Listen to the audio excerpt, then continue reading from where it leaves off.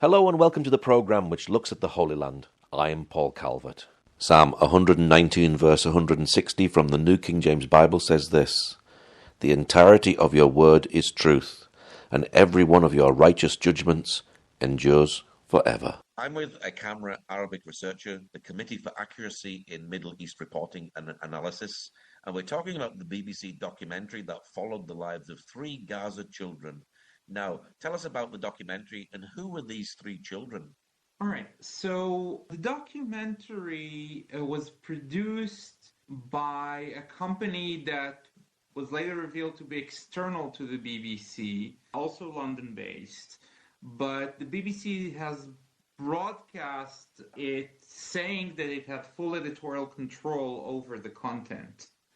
As you said, the documentary was about the lives of 3 children during the course of the war up until late October of 2024. More or less late October 2024. No, actually, there was also a scene where the ceasefire was announced in January of 2025. So a year and 3 months of these children's lives in the Gaza Strip. They were Abdullah, who was the narrator and the only English speaker of the 3. The girl, her name was Ronad, and there was a third boy whose name escapes me. The family name was Sirsik, who was living in the hospital. It was presented as though he was living in the hospital. And the independent journalist, London-based independent journalist David Collier, revealed that Abdullah is actually Abdullah al-Yazuri, the son of Ayman al-Yazuri, who is the deputy agricultural minister in the Hamas government. The girl, Renad, was later revealed to be the daughter of a police officer, again, in the Hamas-controlled police force. And the third boy was a photo of him with a headband of Al-Qassam battalions holding a gun next to a real Al-Qassam battalion's terrorists.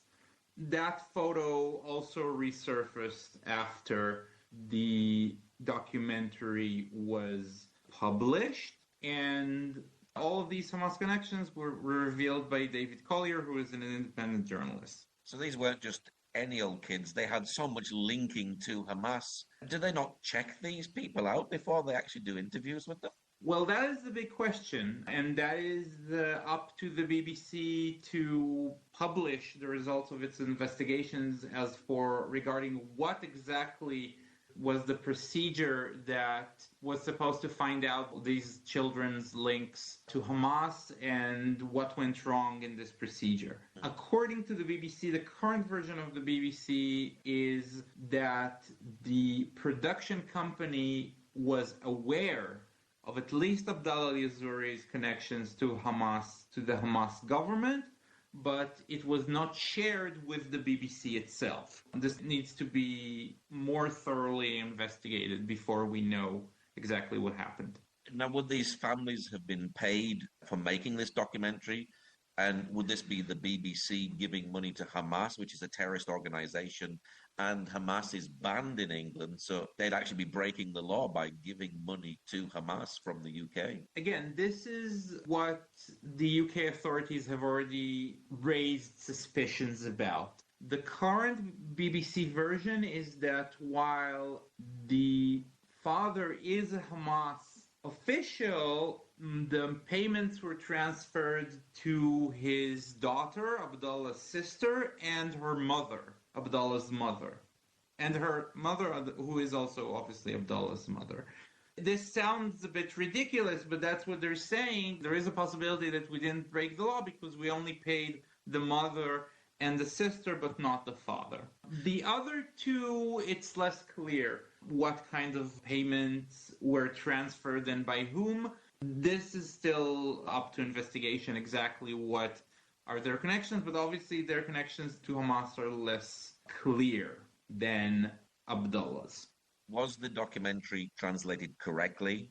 Are there examples of any bad translation at all? Well, the major findings that our team has come up with, our team meaning Camera Arabics, concern the use of the word Yahud in the film. Yahud obviously means Jews in Arabic, but the BBC subtitles said instead either Israel, Israelis, or Israeli forces whenever the word Yahud came up. A further mistranslation concerns the word jihad. It was somewhat sanitized by translating it into fighting or struggle, where the entire religious aspect of jihad, meaning engaging war in the name of Islam, was sanitized by the BBC subtitles.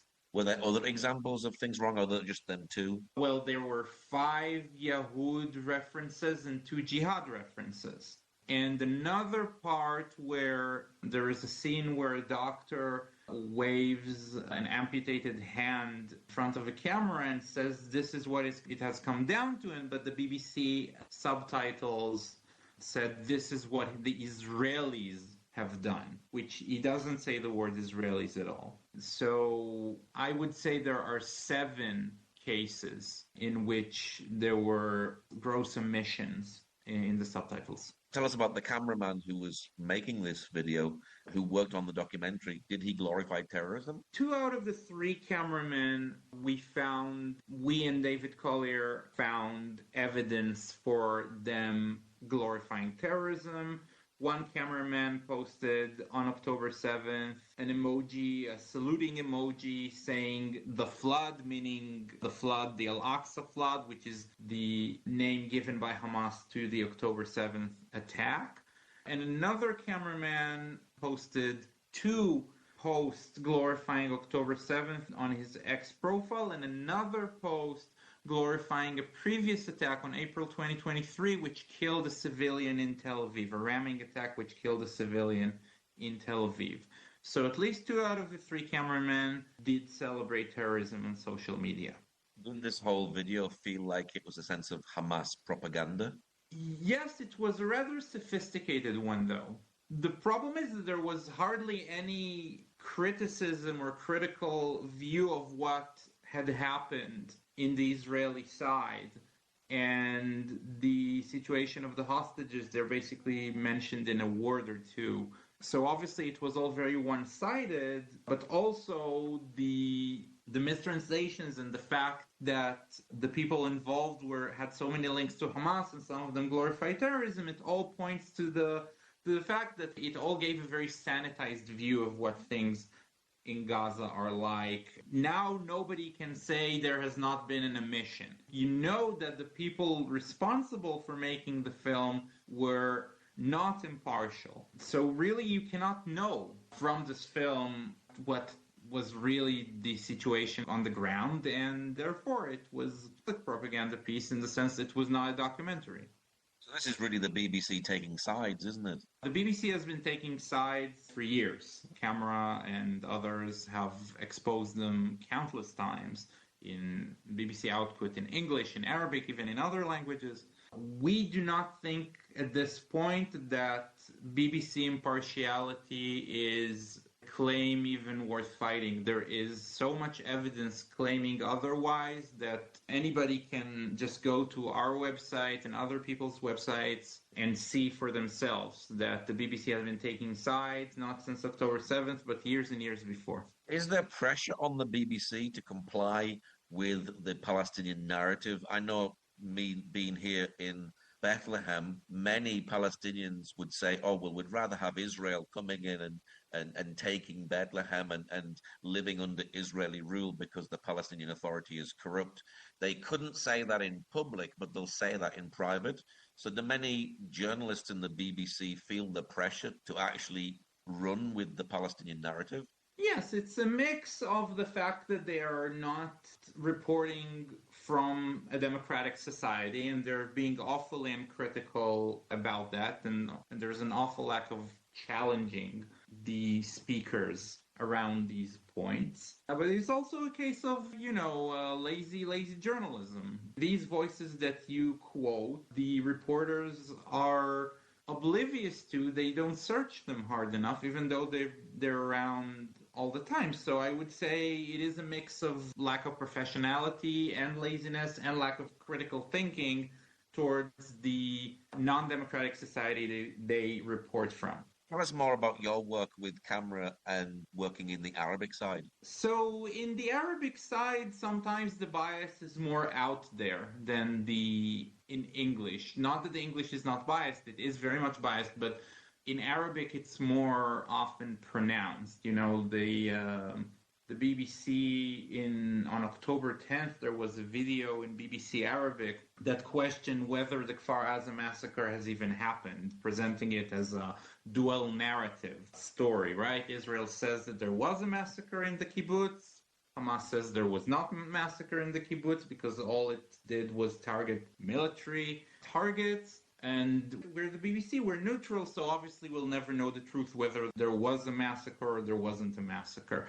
This kind of an item, even BBC English would not have broadcast. So in this respect, yes, the BBC in Arabic the bias is more pronounced than in English. So the English would never broadcast an article like that, but the Arabic feels free to be able to broadcast it and question that. Yes. And part of the problem is that there is not enough oversight over the Arabic content. It sounds very similar to Holocaust denial in some ways. A big massacre happens, and then you've got like certain views and areas saying, no, this just didn't happen. It is similar because the mechanisms of denial of atrocities specifically happening to Jews are similar throughout, all across the board in the world and in the BBC in particular, yes. How would you work with this? Do you go then back to the BBC and tell them, look, this is wrong, this needs to be changed? So we are trying to build ourselves a name of a fact-based monitor, and our criticism is always facts-based. And it's just done, one complaint after the other. That's really the way to do it. Even though obviously the complaint system of the BBC cannot call it competent. We're talking about sometimes delays of months. Most of the complaints that we submit are late. So you cannot call this complaint system efficient or competent, and we obviously call for changing it, but this is what we have, and we've done good work with what we have. I guess when it's months and months later, the story's already gone out, the damage has already been done, and putting a little correction doesn't really do anything, does it? Not only that, there are hardly any editor's note. The vast majority of corrections do not result in editor's note. It's very much as though they didn't correct at all. They just change one word or two words in the report, but they don't say anywhere, we got it wrong. And even if you have an editor's note in the report itself for months, well, that's nice. But the BBC does not recognize there's a trend here. They corrected between 30 and 40 times, I think, they corrected the word settlement in Arabic, mustawtana, over the first year of the war. And every time they correct it, sure, but they would not admit there's a trend here. There's a trend here to call Jewish communities inside Israel's internationally recognized borders, settlements, as though they're illegitimate. That kind of recognition, that kind of acknowledgement, apology is just not in the cards still, unfortunately. And by the way, the Arabic video which questioned whether the Kfar Aza massacre ever happened, public apology was never issued for that one either. And there's so much video evidence that actually Hamas produced themselves when they went to attack these places, isn't there? Oh, yeah. In the end, they took it down, but they never apologized.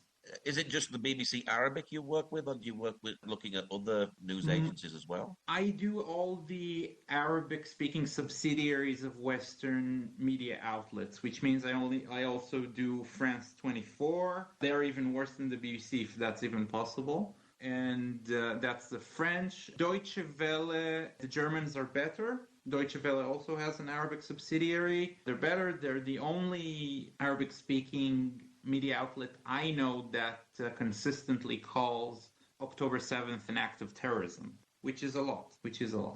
The Al-Hura, we've been doing very good work with Al Hura, which is the American public broadcaster in Arabic. We're doing very good work with them as well. So I would say Deutsche Welle and Al Hura are probably the best places to look for coverage of Israel-related affairs in Arabic that's not influenced by propaganda. Why do you do what you do? It must be sort of exciting to see things change within the media. Well, it's a very long struggle, like we've been doing this for years and only now do things start being noticed in the mainstream media in the UK as far as the BBC is concerned. So it's good to see the fruits of your hard work and years of research and monitoring finally bear fruits, and hopefully it would change the course of things and would contribute to finally the reform that is so needed in the BBC, both in English and in Arabic. What is your hope for the future as far as media is concerned? More oversight, more oversight from publicly funded media outlets, more critical thinking among media consumers. That is always a good result to the work that we do. And that journalists would demonstrate more professional approach towards what they're covering. Well, thank you very much for sharing today. Thank you very much. Thank you for joining us today. Pray that God will move by his mighty power in the Holy Land and bring his peace.